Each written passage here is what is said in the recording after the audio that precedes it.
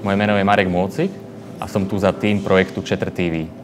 Naším nápadom je spojiť divákov a televízie prostredníctvom jednoduchej mobilnej aplikácie. Sedíte na gauči a nemáte sa s kým baviť o televíznom vysielaní?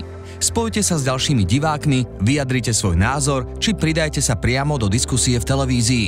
S Chatter TV máte po ruke jednoduchý nástroj na interakciu s programom. Televízie získajú prehľad o tom, čo vás zaujíma a všetci na oboch stranách obrazovky sa môžu viac baviť.